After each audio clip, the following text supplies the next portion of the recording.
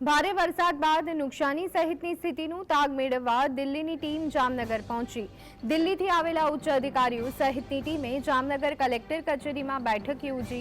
આ બેઠકમાં જિલ્લા કલેક્ટર, કમિશનર, ડીડીઓ સહિતના ઉચ્ચ અધિકારીઓ હાજર રહ્યા। જિલ્લામાં પાક નુકસાની, રોડ રસ્તા, ક્ષતિગ્રસ્ત સ્થિતિ, પશુ મૃત્યુ, પાણી વિતરણ વ્યવસ્થા, અસરગ્રસ્તોને આપવામાં આવેલા વળતર, કેશડોલ સહિત વિસ્તૃત માહિતી સંબંધિત વિભાગના અધિકારીઓ પાસેથી મેળવી હતી। તો આજ અંગે વધુ વિગત મેળવી લઈએ। સંવાદદાતા અર્જુન અમારી સાથે જોડાઈ ગયા છે। અર્જુન, ભારે વરસાદ બાદ જે સ્થિતિનું નિર્માણ થયું છે ત્યારે સ્થિતિનો તાગ મેળવવા દિલ્હીની ટીમ જામનગર પહોંચી છે, શું વિગતો?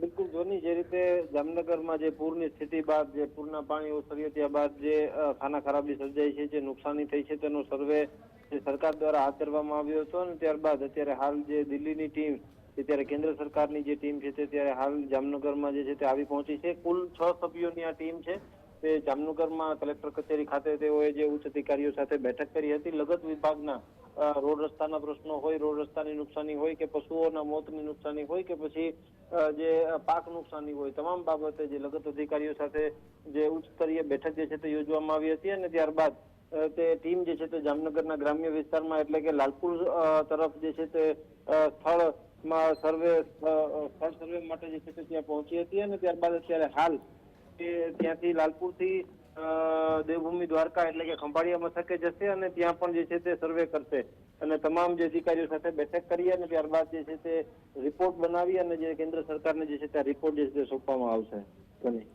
જી આભાર અર્જુન, અમારી સાથે જોડાવા બદલ અને સમગ્ર માહિતી આપવા બદલ।